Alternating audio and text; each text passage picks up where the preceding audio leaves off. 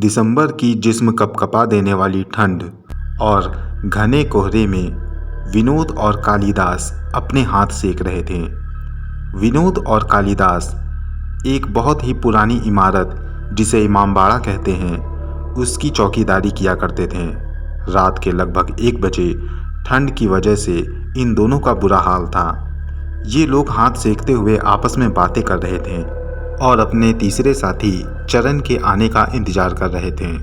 कुछ देर के बाद चरण भी वहां पर आ गया।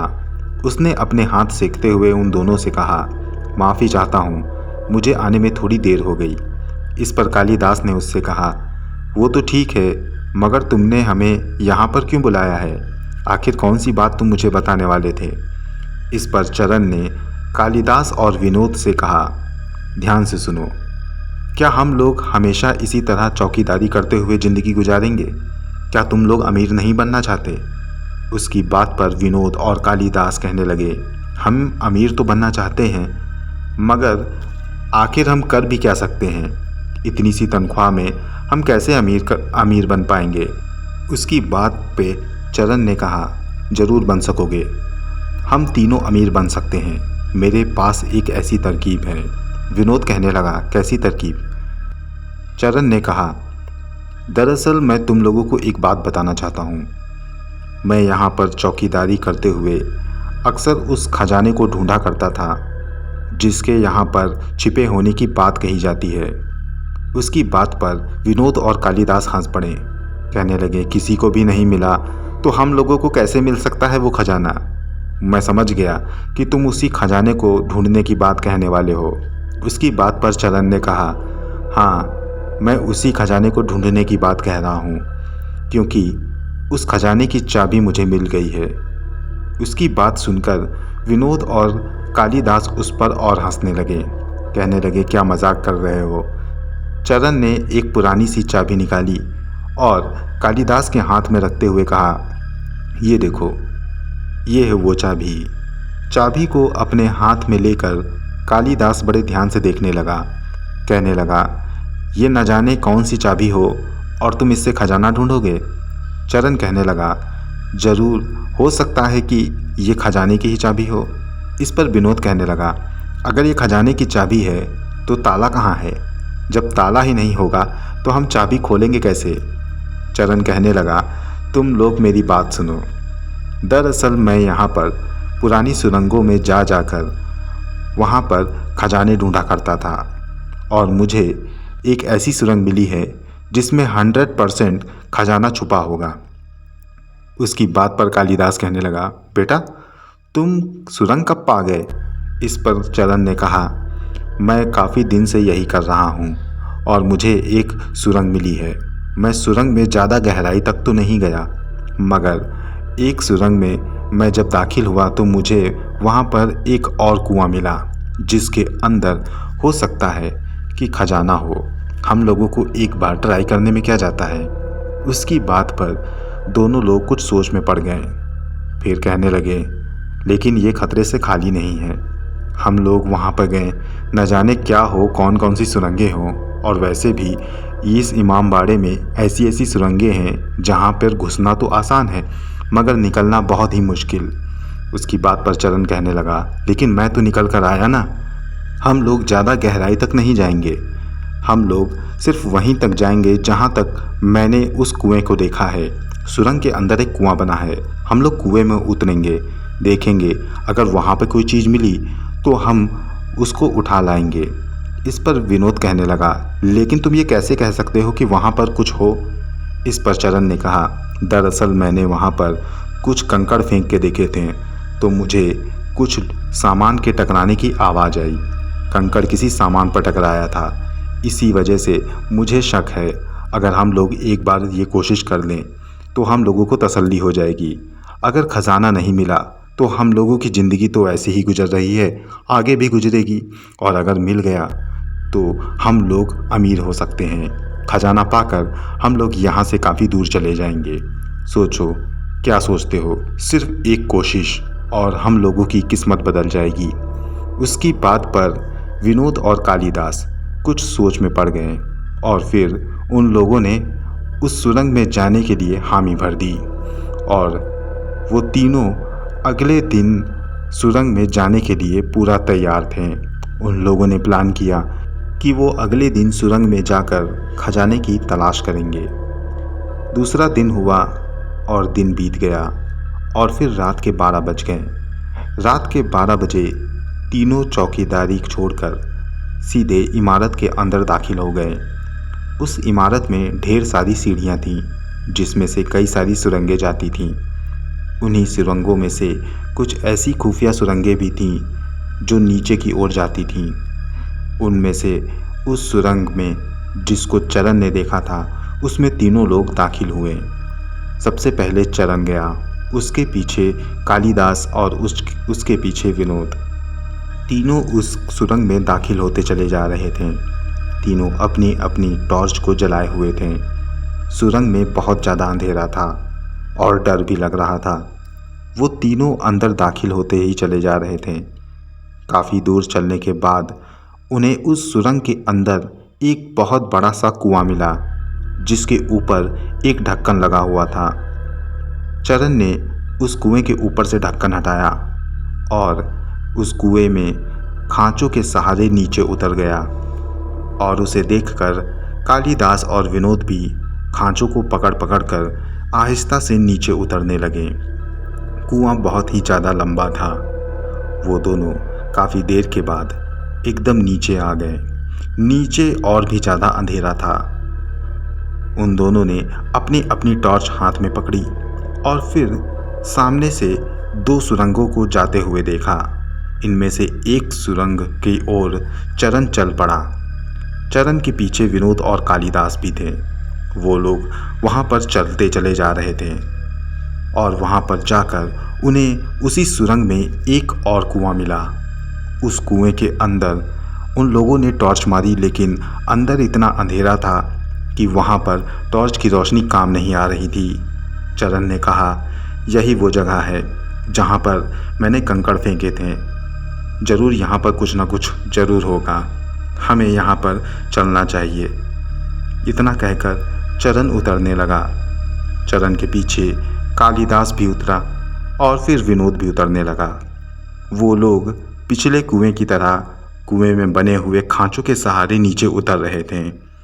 काफ़ी देर के बाद जब वो नीचे उतरे तो उन्हें वहाँ पर बड़े बड़े दो दरवाजे दिखाई दिए जो ठोस लोहे के बने हुए थे। चरण उन्हें देखकर समझ गया कि ये वही दरवाजे हैं जिस पर उसने कंकड़ फेंके थे। ये देखकर वो तीनों काफ़ी खुश हो गए। उन्हें लगा कि अब उनकी किस्मत बदल जाएगी। चरण ने अपनी जेब से चाबी निकाली और उस दरवाजे पे लगे बड़े से ताले को वो उस चाबी से खोलने लगा। काफ़ी देर तक कोशिश करते रहने के बाद उन्होंने उस ताले को खोल लिया।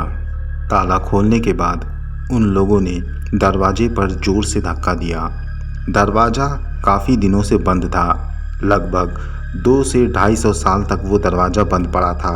इस वजह से वो आसानी से खुल नहीं रहा था, मगर बार बार धक्का देने पर वो थोड़ा थोड़ा खिसकने लगा। उन लोगों ने दरवाजे पर और ज़ोर लगाई और धम धम की आवाज़ करके वो दरवाजे पे टक्कर मारने लगे, मगर तभी उन्हें एक ऐसी आवाज़ सुनाई दी जिससे उनके रोंगटे खड़े हो गए।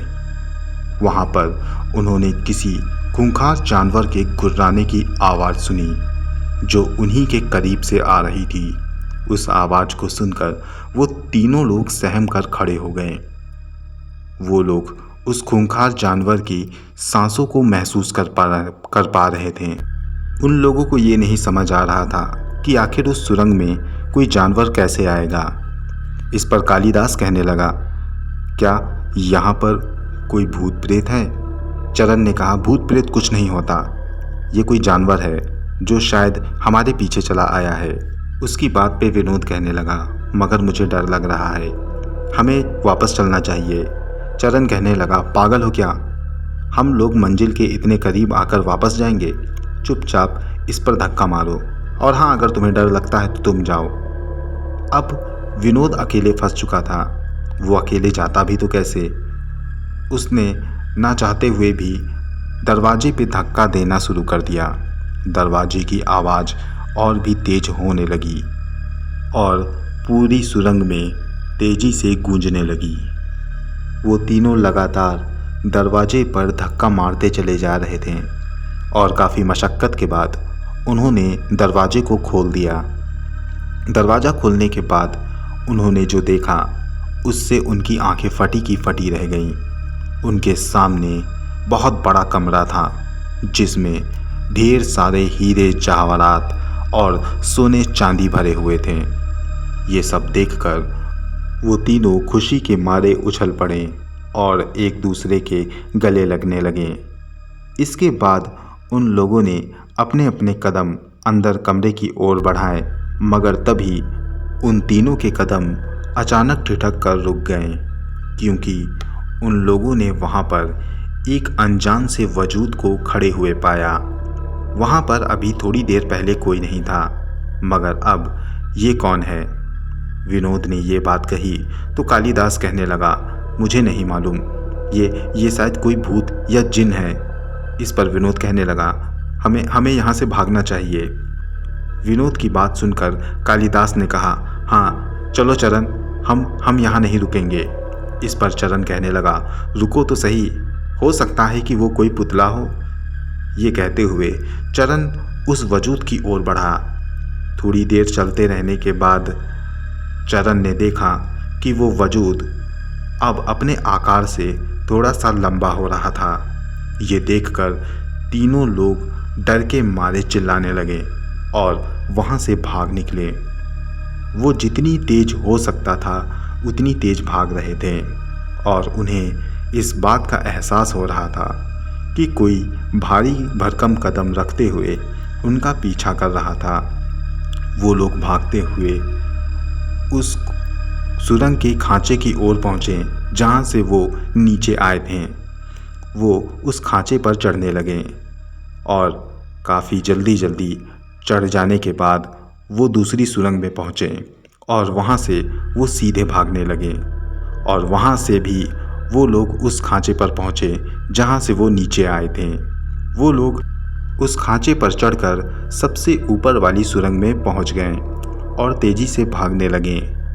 वहाँ से कुछ सीढ़ियाँ बनी हुई थीं जहाँ से वो नीचे उतर के आए थे, मगर इस वक्त उन्हें कोई भी सीढ़ियाँ वहाँ पे दिखाई नहीं दे रही थी।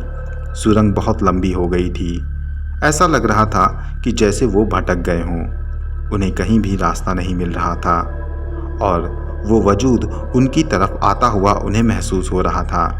वो लोग डर के मारे और भी ज़्यादा चिल्लाने लगे। उनकी चीखें कोई नहीं सुन रहा था। उस सुरंग में सिर्फ उनकी खौफनाक चीखें और उस दहशत फैला देने वाले वजूद की गुर्राहट ही सुनाई दे रही थी। थोड़ी देर के बाद उन तीनों ने चीखना बंद किया और उस दहशतनाक वजूद की भी कदमों की आवाज़ बंद हो गई। कुछ पल के लिए तो उस सुरंग में सन्नाटा छा गया। ऐसा लग रहा था कि जैसे वहाँ पर कोई ना हो। वहाँ पर सिर्फ उन तीनों की सांसों की आवाज़ आ रही थी। तभी उन लोगों को एहसास हुआ कि उन तीनों के सिवा कोई और उस जगह पर ज़ोर ज़ोर से सांसें ले रहा था। उन लोगों ने अपने अपनी खोपड़ी पीछे की ओर घुमाई तो जो देखा उससे तो वो और भी ज़्यादा खौफज़दा हो गए। वहाँ पर एक बहुत ही लंबी चौड़ी औरत, जिसकी शक्ल बहुत ही भयानक लग रही थी, उन तीनों को घूर रही थी। उस औरत को देखते ही तीनों वहाँ से भागने लगे, मगर उस औरत ने अपने बड़े बड़े पंजों से विनोद की खोपड़ी को पकड़ दिया और 1 सेकंड के अंदर उसकी खोपड़ी उसके धड़ से अलग कर दी और उसकी खोपड़ी को कालिदास और चरण के रास्ते के सामने फेंक दिया। उसकी कटी खोपड़ी देखकर चरण और कालिदास और भी ज़्यादा खौफज़दा हो गए। वो अपनी जान बचाकर वहाँ से भागने लगे।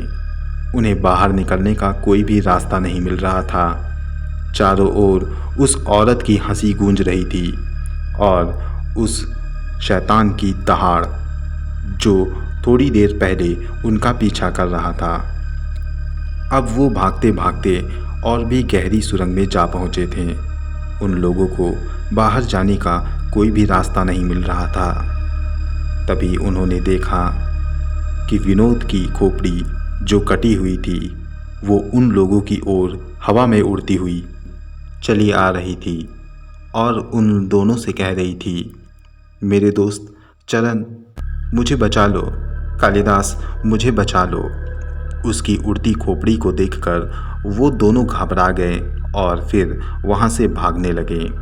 वहाँ से भागते भागते कालिदास का पैर एक गड्ढे में पड़ गया और वो जाकर उसी गड्ढे में गिर गया।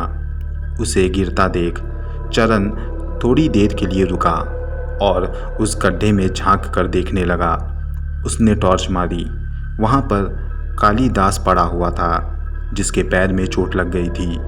उसने कालिदास से ऊपर आने को कहा, मगर वहाँ पर ऊपर आने का कोई भी रास्ता नहीं बना हुआ था।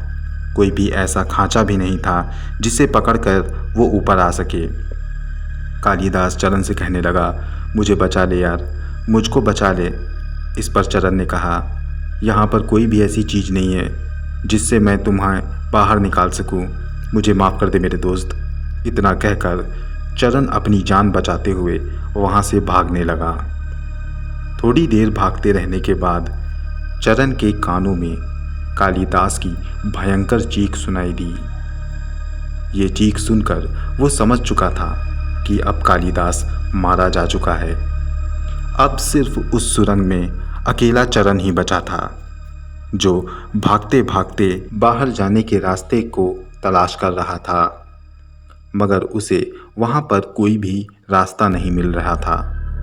वो भागते भागते थक गया और धड़ से ज़मीन पर गिर गया। वो तेज़ी से हाँफ रहा था और पूरी सुरंग में उसके हाँफने की आवाज़ गूंज रही थी। उसने तभी ध्यान दिया कि उसकी आवाज़ वहाँ गूंज रही है, तो उसने अपनी सांसों पर कंट्रोल किया और अपने मुंह पे हाथ रखकर धीमे धीमे सांस लेने लगा। थोड़ी देर वो वहीं पर बैठा रहा, मगर तभी उसे महसूस हुआ कि किसी ने उसके गर्दन पर अपनी उंगलियां फेरी हैं। ये देखकर वो झट से पलटा। वहाँ कोई नहीं था। उसने इसे अपना डर समझा और वहीं पर बैठा रहा। थोड़ी देर के बाद उसने किसी की पुकार सुनी। कोई उसे पुकार रहा था, चरण, चरण मेरे दोस्त, चरण मुझे बचा लो, चरण मुझे बचा लो। ऐसी आवाज़ उसने सुनी तो उसे झट से पता चल गया कि ये आवाज़ कालिदास की है। वो इधर उधर टॉर्च मारने लगा।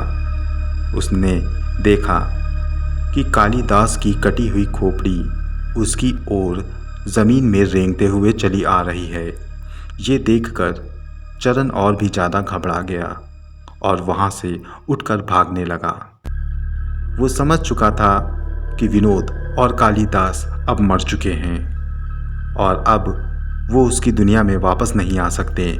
ये ज़रूर उन दोनों की आत्माएं हैं या फिर वो शैतान जो कालिदास और विनोद को अपने काबू में करके चरण के साथ खेल रहे हैं। ये सोचता हुआ चरण वहाँ से भागने लगा। चरण अभी थोड़ी दूर भागा ही था कि तभी उसने महसूस किया कि उसके सामने एक बहुत ही विशालकाय आदमी खड़ा है। दरअसल वो कोई आदमी नहीं, ये वही वजूद था जिसको चरण ने पिछले रास्ते में देखा था। उसने अचानक आगे बढ़कर चरण की गर्दन पकड़ ली और उसे ऊपर तक उठा दिया और फिर चरण के पेट में अपने बड़े बड़े नाखून घुसेड़कर उसकी सारी आंतों को बाहर निकाल दिया और चरण को वहीं पर फेंक दिया।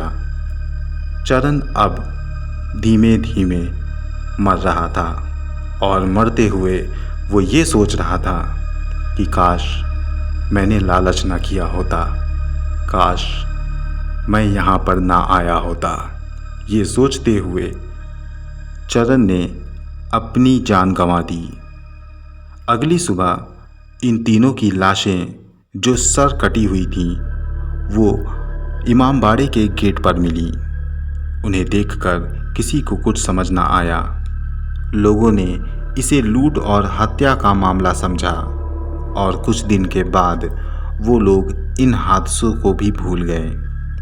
आज उन तीनों की आत्माएं उसी सुरंग में भटक रही हैं अपने शिकार की तलाश में।